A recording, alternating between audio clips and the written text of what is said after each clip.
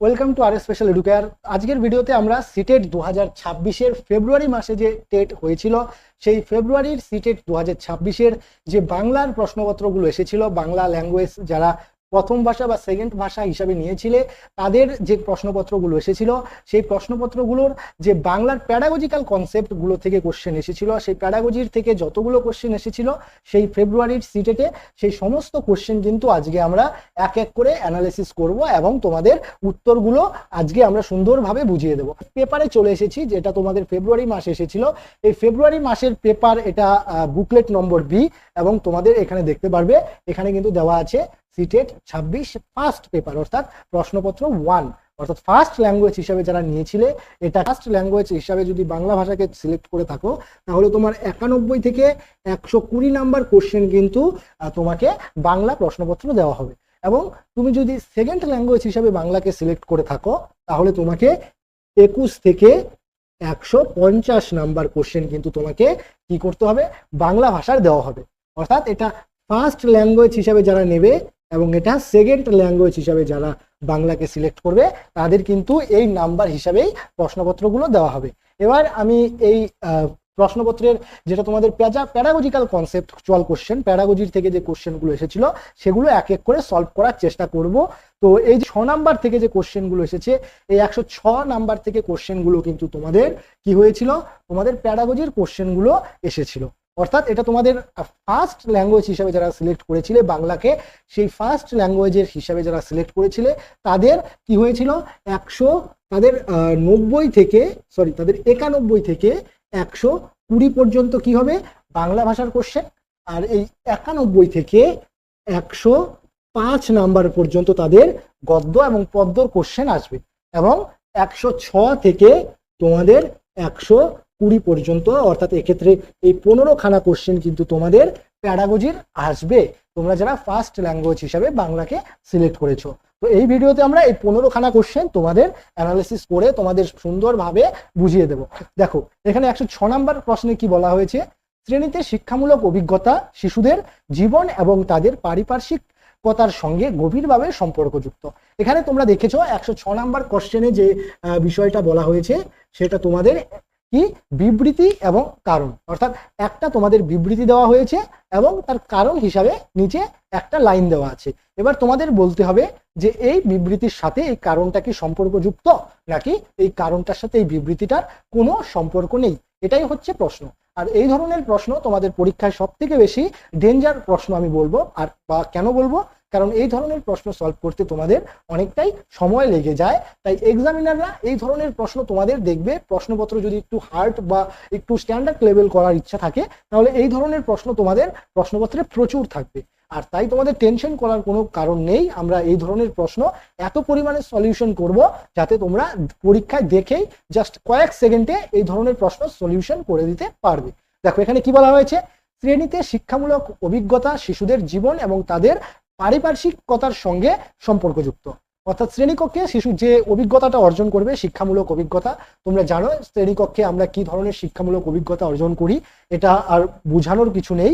তো এই যে অভিজ্ঞতাটা শিক্ষার্থীরা অর্জন করবে তা কি করবে, তা পারিপার্শ্বিক যে পরিস্থিতি, অর্থাৎ শিশুদের যে রিয়াল লাইফ, অর্থাৎ সে বাড়িতে, স্কুলে, টিফিন রুমে, খেলার মাঠে, তার ফ্যামিলির সাথে, কোনো একটি বাজারে যাবে, কোনো একটি দোকানে যাবে, এই যে পারিপার্শ্বিক তার পরিবেশ তার সাথে গভীরভাবে সম্পর্কযুক্ত।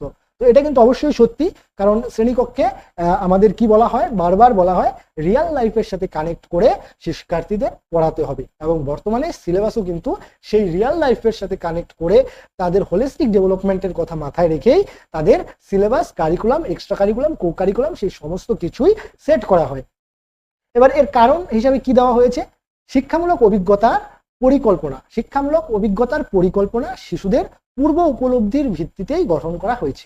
নিশ্চয়ই, কারণ শিশুদের পূর্ব যে অভিজ্ঞতা তার উপর ভিত্তি করেই কিন্তু তাদের পাঠদান বা তাদের পরবর্তী ধাপ শেখাতে হবে। এটাই কিন্তু আমাদের নতুন যে এডুকেশন পলিসি বা আমাদের যে এনসিএফ সেটা কিন্তু এটাই বলে।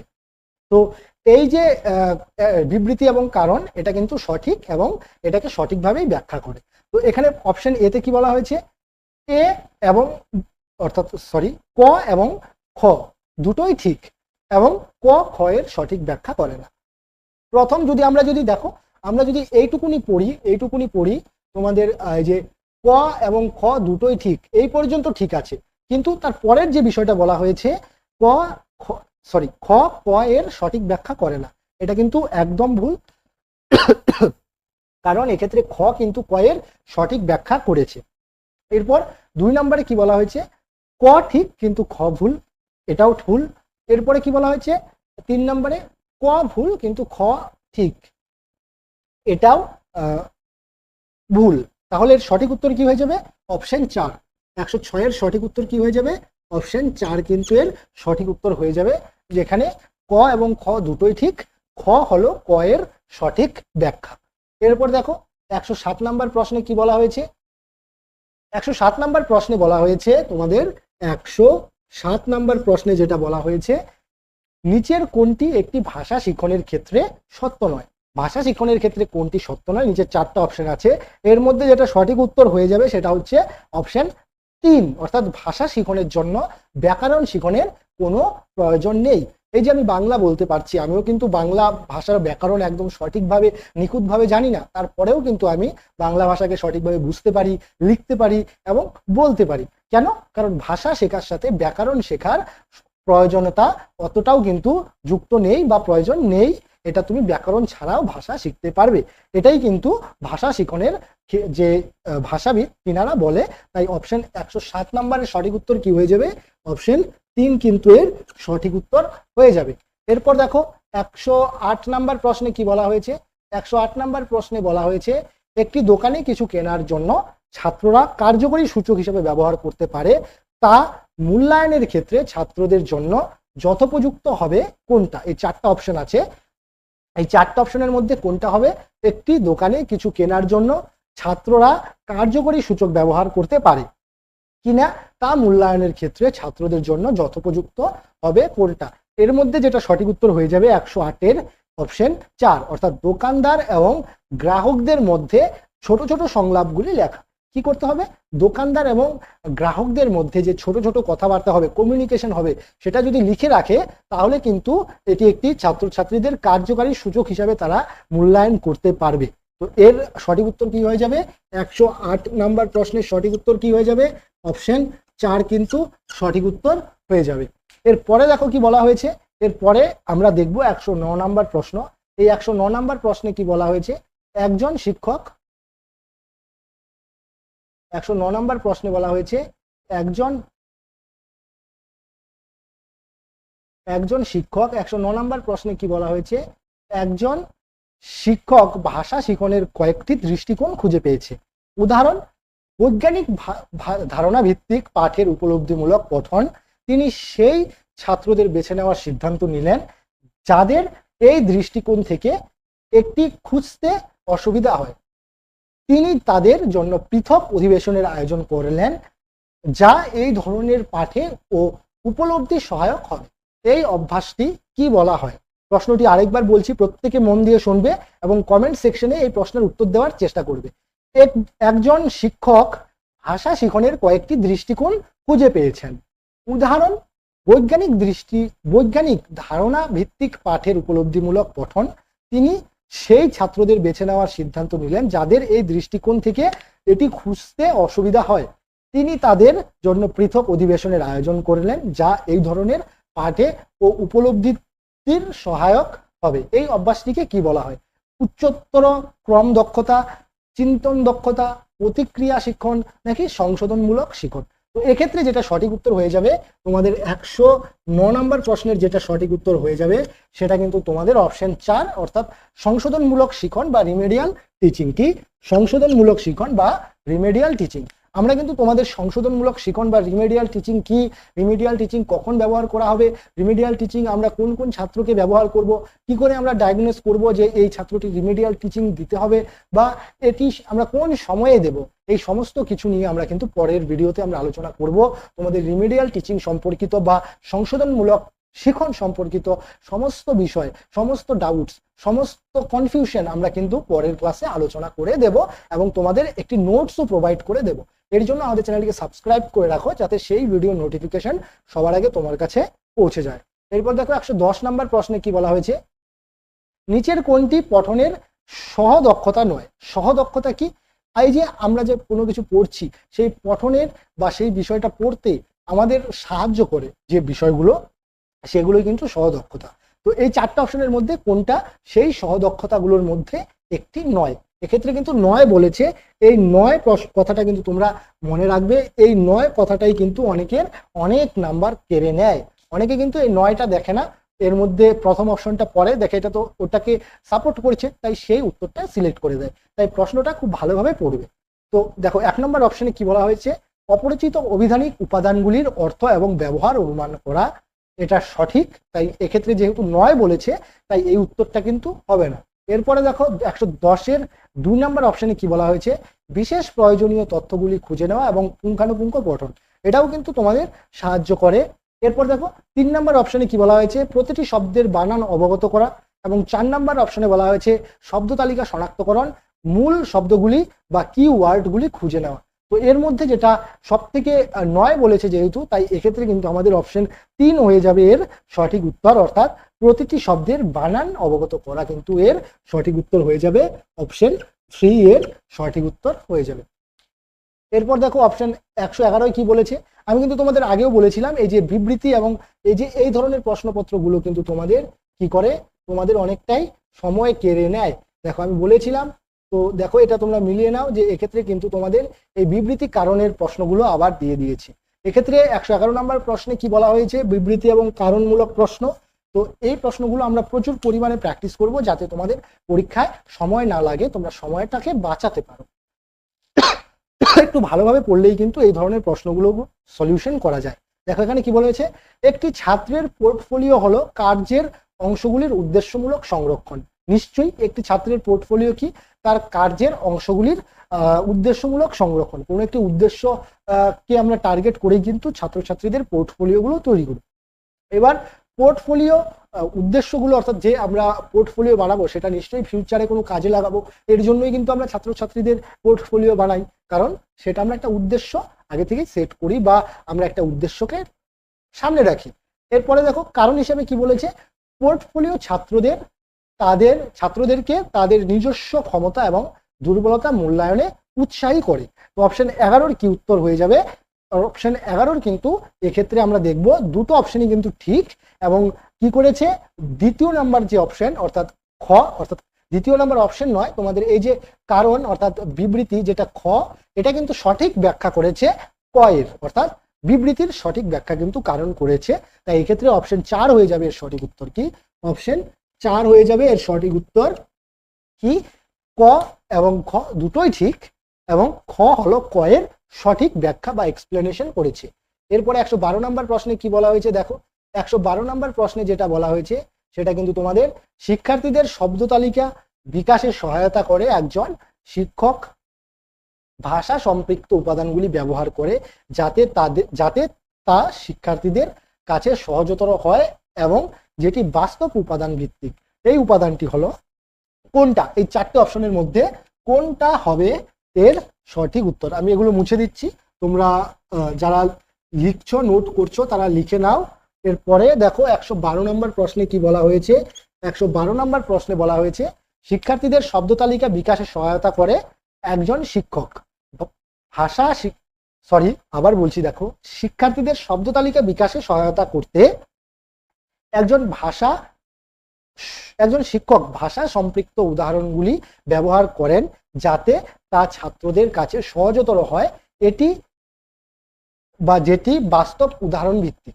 এই উপাদানটি হলো কোনটি এই চারটি অপশনের মধ্যে, এই চারটি অপশনের মধ্যে অপশন 12-র যে সঠিক উত্তর হয়ে যাবে বাছাই করা পাঠক। কি, বাছাই করা পাঠক কিন্তু এর সঠিক উত্তর হয়ে যাবে। 112 নম্বরের কি হয়ে যাবে, অপশন 3 কিন্তু এর সঠিক উত্তর হয়ে যাবে।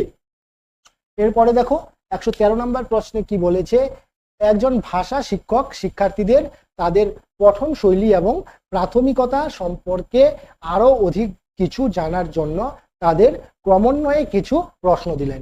এখানে শিক্ষকের ভূমিকা হলো কি, এখানে শিক্ষকের ভূমিকা চারটি অপশনের মধ্যে কোনটা হবে 113 নম্বর প্রশ্নের সঠিক উত্তর, তোমরা উত্তর দেওয়ার চেষ্টা করো। 113 নম্বর প্রশ্নের যেটা সঠিক উত্তর হবে সেটা কিন্তু অপশন 3, অর্থাৎ নির্ণয়কের বা ডায়াগনস্টিশিয়ান, অর্থাৎ শিক্ষক নির্ণয়ক হিসাবে কাজ করবেন। অপশন 3 হয়ে যাবে এটা 113 নম্বর প্রশ্ন। 113 নম্বর প্রশ্নের সঠিক উত্তর হয়ে যাবে অপশন 3। 113 নম্বর প্রশ্নের সঠিক উত্তর হয়ে যাবে অপশন 3। এরপরে দেখো 114 নম্বর প্রশ্নে কি বলা হয়েছে, প্রথম শ্রেণীর একজন শিক্ষিকা তার শিক্ষার্থীদের দেওয়ালে তাদের ইচ্ছামতো হিজিবিজি কাটতে বা আঁকতে এবং লিখতে বললেন। তিনি এখানে কিসের উৎসাহিত করেছেন? আনন্দ এবং কৌতূহলকে, লিখন দক্ষতা বিকাশে, নাকি বর্ণমালার অক্ষরগুলি লেখার উদ্যোগে, নাকি উদ্ভূত সাক্ষরতার বিকাশ? এই 4টি অপশনের মধ্যে কোনটা হবে? 114 নম্বর প্রশ্নের যেটা সঠিক উত্তর সেটা কিন্তু উদ্ভূত সাক্ষরতার বিকাশ। উদ্ভূত সাক্ষরতার বিকাশে এর কিন্তু সঠিক উত্তর হয়ে যাবে 114 নম্বর। 114 নম্বর প্রশ্নের সঠিক উত্তর হয়ে যাবে অপশন 4। এই যে আমি উত্তরগুলো বলছি, এই প্রত্যেকটি উত্তর কিন্তু সিটেট, অর্থাৎ সিটেটের যে আনসার কি দিয়েছিল, যেখানে তোমাদের এনসিটি বলো বা সিবিএসসি বলো, এই সিবিএসসি বোর্ডের তরফ থেকে যে আনসার কি পাবলিশ করা হয়েছিল, সেই সিবিএসসি বোর্ড দ্বারা পাবলিশ করা উত্তরপত্রের উপর ভিত্তি করেই কিন্তু আমরা এই প্রশ্নের উত্তরগুলো দিচ্ছি, এবং এগুলো আমরা নিজেরাও বিশ্লেষণ করেছি। যে উত্তরগুলো সঠিক মনে হয়েছে সেই উত্তরগুলোই কিন্তু তোমাদের আমরা প্রোভাইড করছি। এরপর দেখো 115 নম্বর প্রশ্নে কি বলা হয়েছে। 115 নম্বর প্রশ্নে বলা হয়েছে, চিত্রগুলি সম্পর্কে নিচের কোনটি অসত্য? বইয়ের ছবিগুলি এবং তার চিত্র দ্বারা ব্যাখ্যা কি শিশুদের আগ্রহ বজায় রাখে, তাদের এই ধরনের চিত্র অঙ্কনের সুযোগ প্রদান করে, অপরিচিত এবং স্মরণীয় বিষয়ে ভাষার উপস্থাপনা সাহায্য করে, বিষয়কে সমর্থন করে? 115 নম্বর প্রশ্নের সঠিক উত্তর কি হয়ে যাবে? 115 নম্বর প্রশ্নের যেটা সঠিক উত্তর হয়ে যাবে 115 নম্বর প্রশ্নের তোমাদের কি অপশন 2, অর্থাৎ তাদের এই ধরনের চিত্র অঙ্কনে সুযোগ প্রদান করে। 2 নম্বর হয়ে যাবে এর সঠিক উত্তর। এরপর 116 নম্বর প্রশ্ন। 116 নম্বর প্রশ্নে কি বলা হয়েছে দেখো। 116 নম্বর প্রশ্নে বলা হয়েছে, অল্প বয়সী শিক্ষার্থীদের সাথে সম্পর্কিত নিচের কোন বিবৃতিটি সত্য? এর মধ্যে 4টা অপশন দেওয়া আছে, কোন অপশনটা সঠিক? খুব ছোট শিক্ষার্থীদের বিমূর্ত ধারণা উপলব্ধি করতে অসুবিধা হয়, খুব ছোট শিক্ষার্থীদের বিমূর্ত ধারণা আংশিকভাবে উপলব্ধি করতে পারে, খুব ছোট শিক্ষার্থীদের বিমূর্ত ধারণার দ্বারা উৎসাহিত হয়, খুব ছোট শিক্ষার্থীরা বিমূর্ত ধারণাগুলি উপলব্ধি করতে পারে। 116 নম্বর প্রশ্নের কোন উত্তরটা হবে? তো বিমূর্ত ধারণা কি, মূর্ত ধারণা কি? এই যে ধরো এই মার্কারটা আমি হাতে ধরে আছি, তাই এই মার্কারটা সম্পর্কে আমার মূর্ত ধারণা জন্মেছে। এবার এই মার্কারটা আমি এখানে রেখে দিয়ে এবার আমি ভাবছি মার্কারটা কেমন ছিল। তো এবার এক্ষেত্রে কিন্তু এই মার্কারটা আমার কাছে একটি বিমূর্ত ধারণা, কারণ আমরা এটি কল্পনার মাধ্যমে ভাবার চেষ্টা করছি। কিন্তু আবার যখন মার্কারটাকে আমি নিয়ে হাতে স্পর্শ করব, দেখব, সেটা কিন্তু একটি মূর্ত ধারণা। সবসময় যে আমরা পঞ্চ ইন্দ্রিয়ের মাধ্যমে যে বিষয়গুলোকে সেন্স বা অনুভব বা ধরতে বা ছুঁতে বা বুঝতে পারি, সেগুলোই কিন্তু মূর্ত ধারণা। তো এবার এই 4টা অপশনের মধ্যে কোনটা সঠিক উত্তর হয়ে যাবে 116 নম্বরের? 116 নম্বরের কিন্তু অপশন 1, অর্থাৎ অপশন 1 সঠিক উত্তর হয়ে যাবে। কি অপশন 1-এ কি বলা হয়েছে? খুব ছোট শিক্ষার্থীদের বিমূর্ত ধারণাগুলি উপলব্ধি করতে অসুবিধা হয়। তাই দেখবে ছোট বয়সের বাচ্চারা কি করে, যেটা তাদের চোখের সামনে থাকে, যেটা তারা দেখতে পারে, সেটাই ভাবে যে আছে, যেটা দেখতে পারে না সেটা ভাবে যে নেই। এইটাই হচ্ছে একজন ছোট শিক্ষার্থীদের মূর্ত এবং বিমূর্ত ধারণার কনসেপ্ট। এরপরে দেখো 117 নম্বরে কি বলা হয়েছে, তোমার ক্লাসে শিক্ষার্থীদের প্রতিক্রিয়া জনিত সুবিধা প্রদান করতে একজন শিক্ষক হিসাবে তুমি কি পদক্ষেপ নিতে চাও? এখানে 4টা অপশন দেওয়া আছে। 4টা অপশনের মধ্যে কোনটা? অধিক প্রশ্ন জিজ্ঞাসা করায়, ছাত্রদের উৎসাহিত করা, যৌথ এবং দলগত কার্যের পরিকল্পনা এবং ছাত্রদের থেকে মতামত জানতে চাওয়া, তাদের পাঠটি জোরে পড়তে বলা এবং প্রত্যেকের স্বতন্ত্র প্রক্রিয়া জ্ঞাপন যাতে ব্যক্তিগত পঠনের একটি ভূমিকা থাকে। এরপরে কি বলা হয়েছে? প্রতিক্রিয়ার জন্য পারস্পরিক সংলাপ গঠন এবং একে অপরকে প্রশ্ন করা। এই 4টে অপশনের মধ্যে কোন 3টা অপশন সঠিক, এটা কিন্তু তোমাদের বলতে হবে। এক্ষেত্রে দেখো এইখানে 4টা অপশনের মধ্যে 3টে করে সেট দেওয়া আছে। তো এর মধ্যে যেটা সঠিক উত্তর হয়ে যাবে তোমাদের 117 নম্বর প্রশ্নের, সেটা কিন্তু অপশন 2, অর্থাৎ এ বি ডি। এই এ বি ডি কিন্তু সঠিক। 117 নম্বর প্রশ্নের কি অপশন 2 হয়ে যাবে সঠিক উত্তর।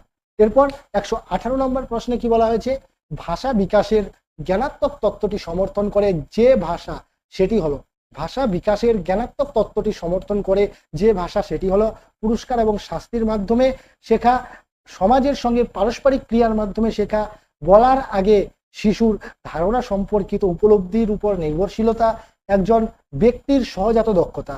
118 নম্বর প্রশ্নের যেটা সঠিক উত্তর হয়ে যাবে অপশন 3, বলার আগে শিশুর ধারণা সম্পর্কিত উপলব্ধির উপর নির্ভরশীলতা। 118 নম্বর প্রশ্নের সঠিক উত্তর কি হয়ে যাবে অপশন 3, কি হয়ে যাবে অপশন 3। এরপর দেখো 119 নম্বর প্রশ্নে কি বলা হয়েছে, এখানে দেখো আবার একটি বিবৃতি এবং কারণমূলক প্রশ্ন দিয়ে দেওয়া হয়েছে। তো এক্ষেত্রে কিন্তু আমরা তিনখানা প্রশ্ন এই 15টা প্রশ্নের মধ্যেই পেয়ে গেলাম যেগুলো বিবৃতি এবং কারণমূলক প্রশ্ন। তাহলে তোমরা বুঝতে পারো যে পুরো সেট অর্থাৎ 150টা কোশ্চেনের মধ্যে কতগুলো এই বিবৃতি এবং কারণমূলক প্রশ্ন তোমাদের আসবে। কমপক্ষেও 8 থেকে 10খানা কোশ্চেন কিন্তু এই বিবৃতি এবং কারণমূলক প্রশ্ন আসে, যেগুলো কি তোমাদের কনসেপ্ট বোঝার দরকার নেই, তোমরা জাস্ট প্রশ্নগুলোকে একটু ভালোভাবে অ্যানালাইসিস করো তাহলেই কিন্তু তোমরা বুঝতে পারবে। তো এবার এই বিবৃতি কারণমূলক প্রশ্নগুলো, কারণ তোমাদের এই প্রশ্নগুলো কোন কনসেপ্ট থেকে দেবে তোমরা নিজেরাও জানো না, তাই এই প্রশ্নগুলো কি তোমরা বেশি পরিমাণে প্র্যাকটিস করো তাহলে তোমাদের নিজের মধ্যেই কিন্তু এই ধরনের প্রশ্নের যে বেস কনসেপ্ট সেটা তৈরি হয়ে যাবে, তারপর তোমরা নিজেরাই সলভ করতে পারবে খুব অল্প সময়ের মধ্যে। তাই বেশি বেশি করে এই ধরনের প্রশ্নগুলো তোমাদের সলিউশন বা সমাধান করতে হবে।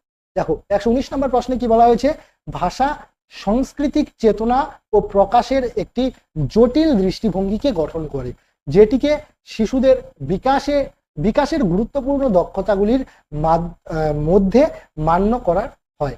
এবং কারণ হিসাবে কি বলা হয়েছে, সাংস্কৃতিক চেতনা ও প্রকাশের দক্ষতাগুলি শিশুদেরকে পরিচয়গত অনুভূতি, ব্যক্তিগত সত্তা, এমনকি অন্য সাংস্কৃতিক এবং পরিচয়ের সংক্রান্ত প্রশংসা প্রদান করে। তো এই 4টে অপশনের মধ্যে কোন অপশনটা সঠিক হবে তোমরা বলার চেষ্টা করো। তো আমি বলছি দেখো এই 4টে অপশনের মধ্যে তোমাদের অপশন 4 অর্থাৎ ক এবং খ দুটোই সত্য। খ হলো ক এর সঠিক ব্যাখ্যা, যেটা আমরা আগেও 3টে এই উত্তরগুলো দেখে এসেছি।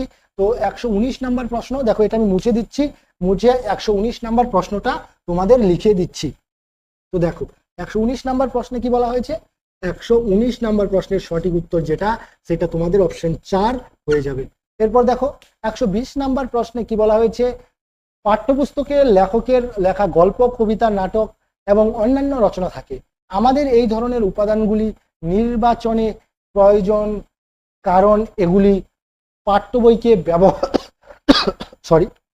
কারণ এগুলো পাঠ্যপুস্তকের ব্যবহৃত উদ্দেশ্য নিয়ে লেখা, বিখ্যাত লেখকের দ্বারা লেখা, এগুলি সহজ ভাষায় লেখা, বাস্তব এবং সহজাত ভাষায় লেখা। তো এর মধ্যে যেটা সঠিক উত্তর হয়ে যাবে, কারণ এগুলো বাস্তব এবং সহজাত অর্থাৎ মাতৃভাষায়, সহজাত ভাষা বলতে তোমার মাতৃভাষা বা মাদার টাংকে বোঝানো হয়েছে।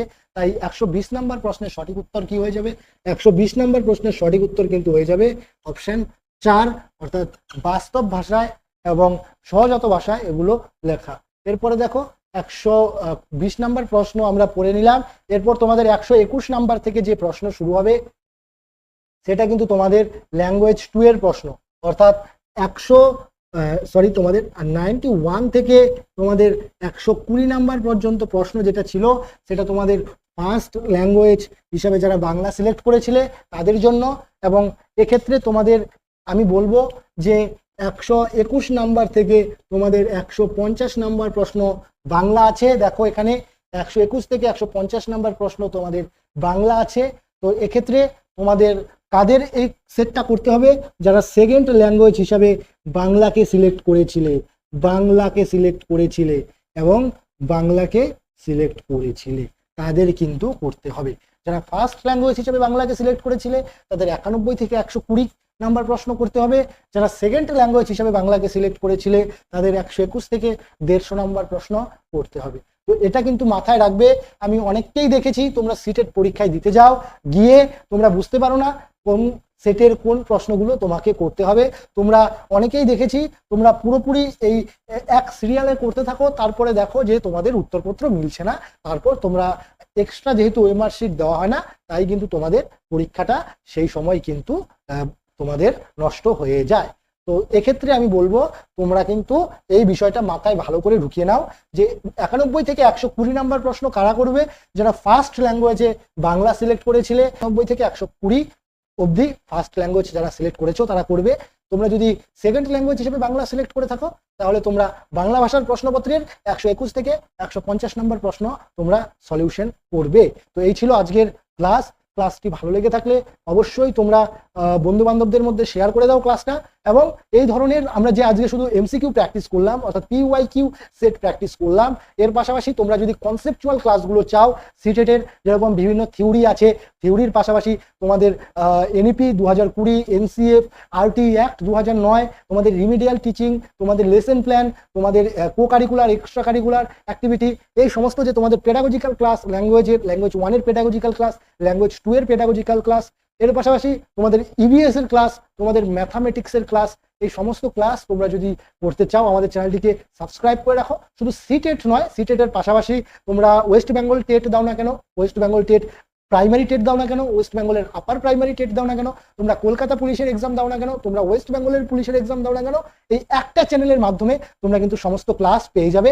তাই বলবো আমাদের চ্যানেলটিকে সাবস্ক্রাইব করে রাখো যাতে পরবর্তী সময়ে ইনফরমেটিভ ক্লাসের আপডেট এবং ইনফরমেটিভ ক্লাস তোমরা সবার আগে পেয়ে যাও। তো এই ছিল আজকের আপডেট। ক্লাসটি ভালো লাগলে ভিডিওটি শেয়ার করো এবং অবশ্যই তোমার ব্যক্তিগত কোনো মতামত থেকে থাকলে আজকের ক্লাসের উপর তুমি নিশ্চয়ই কমেন্ট সেকশনে জানাও, এবং ডেসক্রিপশন বক্সে আমাদের হেল্পলাইন নাম্বার আছে, তুমি সেখানেও তোমার কোনো ইনকোয়ারি থাকলে বলতে পারো।